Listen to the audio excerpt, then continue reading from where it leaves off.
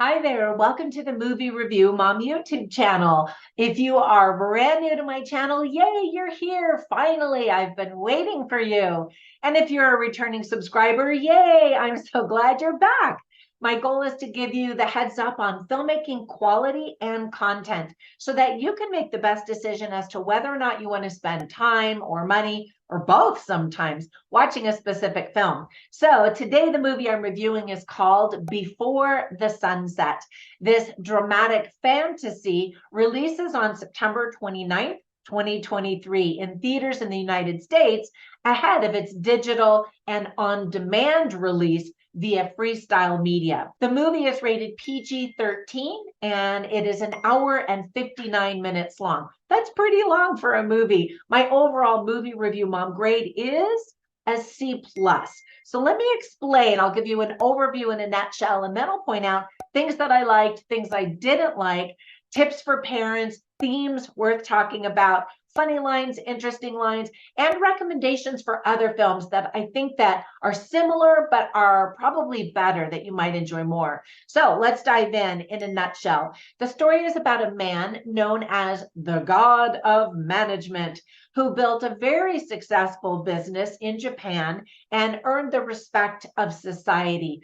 But after retirement, he finds himself alone and lonely in a nursing home. He prays for a secret wish to be young again. Boy, don't we all wish for that. The film was directed by Hiroshi Akabane and written by Ryohu Okawa. I hope I pronounced those names correctly, who also served as the executive producer for this film. So yes, this is a Japanese film with subtitles in English. There are a lot of things I really enjoyed about this film. First of all, the color palette really makes everything look like a dream, which is important. Now, I had never seen any of the Japanese actors in anything before, and so I think it's always really fun to discover new actors in foreign films. The main actors are, oh, I don't know if I should even say these names. I apologize. Hiroki Tanaka, Masane Tsukayama, Rikeiko Miura, Mirai Iraku, and Suzu Yusuji. Oh, I don't know. I've been to Japan and I love it, but I don't speak Japanese, so I apologize. Now, I'm not super old yet, but I often think about what I would do differently if I could go back in time. I used to say, oh, I have no regrets. But now that I'm older and I've done more dumb things with my life, I think, yeah, I would like to go back and redo some things. First of all, invest in Google and Amazon. But no, I mean, other things that other choices I would have made and ways I would have behaved and things like that. But anyway, on a personal note, as I mentioned, I've been to Japan and I just fell in love with the gentle nature of the Japanese people there. They were so kind, gracious, and respectful to my family while we were in their country. Now, I know that hasn't always been the case. As a nation, Japan has committed terrible atrocities in the past, but I saw great humility and kindness in the people when I was there. And so when I was on the airplane getting ready to fly home after our trip, I just happened to look out the window, and there on the tarmac, I saw a bunch of the workers, the crew, the grounds crew. When they looked up, they were all waving. And I thought, are they waving at all of us on the plane? Are they trying to get the, pilot's attention or something? And so I said to my husband, look. And then when he turned to look, all of a sudden they bowed in unison as if to say, thank you for visiting our land. And I just thought that is so sweet. And that was such the perfect ending to a trip where we had seen that kind of beautiful attitude and behavior towards tourists. And so anyway, I love Japan. And I love traveling to a different country in movies. It was fun to see the different types of food that the characters ate in this film. And for example, one of the young university students ordered fried tofu and French fries for his meal in a restaurant. And I just thought that was so interesting. And by the way, tofu in Asia, specifically China, because I've spent so much time in China, is so much better than American tofu. So if you're like, really, that sounds terrible, it can actually be delicious. Now, the lyrics of the songs that play in the background are perfectly tied to what's happening on the screen. And I think that they did a really great job. Now, the movie is Japanese. You get this, Japanese people, the Japanese landscape, environment, cityscape, all of that in the movie because it's a Japanese film. And so I worried that I might have been grading it too harshly because I'm looking at it from Hollywood American eyes and that perspective. But in Japan, this probably played as a very gentle, sweet movie. And it does still as a foreign movie. But let me get to some of the things that I didn't like or just thought could have been done better. For example, I recognize that some people don't like to read subtitles in order to watch a foreign film. So if that's true for you, you won't want to watch this because you've got to read the subtitles.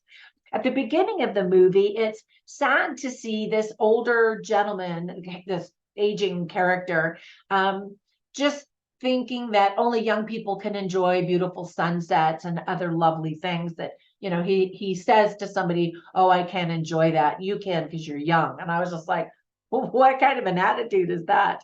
But that's how he felt. He was ready to die. He didn't have that excitement for life anymore. The dialogue is very slow and sometimes a little robotic. Now, again, that could be the translation. So I don't know exactly what was said in Japanese. The pacing, however, is also very slow. And again, that could relate to the gentle, meandering spirit of the Japanese people as opposed to the Americans. And we're like, come on, let's get on to the next scene and that kind of thing. There is a lot of arguing in the movie, and I never enjoy that. Of course, it's part of the story. I'm just saying.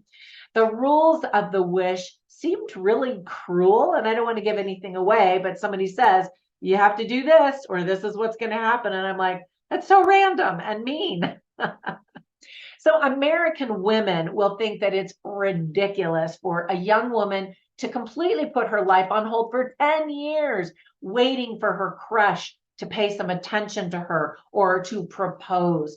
American women just are not that way. And I loved the Japanese women. They wore little bows in their hairs and they wore dresses and they just seemed so feminine and gentle and sweet and submissive, but then that's also part of the culture.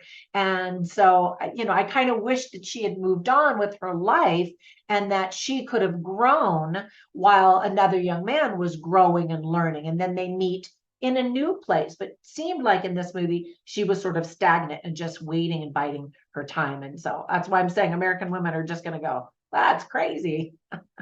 Now, let me give you some tips for parents. I think kids are going to be very bored. There's nothing offensive in the movie at all. There are people who drink alcohol and smoke, but other than that, there's no profanity and crude things and rude things that you wouldn't want your children to see. So if you have a child maybe who's learning Japanese or wants to go to Japan, then maybe you could show that movie and point out some of these things about the nature of the Japanese people. All right, so some of the themes that are illustrated very well in the film are happiness, life, choices and consequences, family relationships, healing from a broken heart, the many things that we can learn from soccer, the courage to live with no regrets, confidence, and finding your talents and your dreams. So I always write down funny lines and interesting lines just so that you can get a taste for the dialogue and the script writing quality. But the movie is really not funny. It's very serious, dramatic. But I did write down a bunch of interesting lines. So I'll share some of those with you. I have all of them on my written review at moviereviewmom.com. So for example, there's a young girl and she is talking to her parents and, a lot of the men and the older men especially say, oh, you can't do that. You're a woman. That's when the fingernails and the claws come out on the American female viewing audience, I think. But not with me. I mean, I understood that was a time and a place.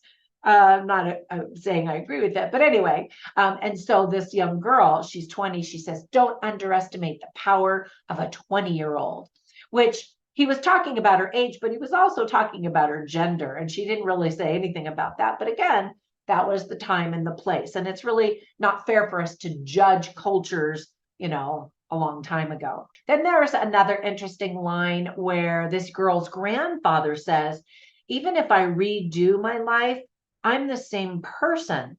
And I thought that was an interesting line because if you redid your life, you would be making probably new choices, wouldn't you? Now, with him, he looks back and he thinks he wouldn't have made any choices. But as he is getting to go back in time, he realizes that he would make different choices. Anyway, I thought that was interesting. All right, I have more interesting lines, but I'll leave it at that for now. Let me give you some recommendations for some much better time loop movies. One of my all-time favorite time loop movies is Groundhog Day. Now, it is definitely a comedy, but it has some really profound life lessons. And I love that movie, that it's not just a comedy, passing time or killing time, but one that teaches you lessons while you're laughing. Anyway, I just love it. And then another really good one is called About Time. And it is a comedy, but it's also a dramedy. And then it has in the end just a very profound life lesson that I just love. And I've seen both of those movies a million times.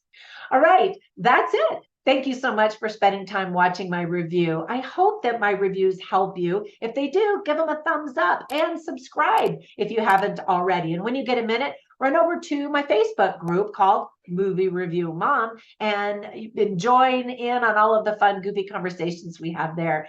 You can also find me on Instagram as Movie Review Mom and as Trina Boice, where you can learn about my books, my online courses, my podcast, and all that other kind of stuff. Have a fantastic day, and I will catch you in the next one. Bye for now.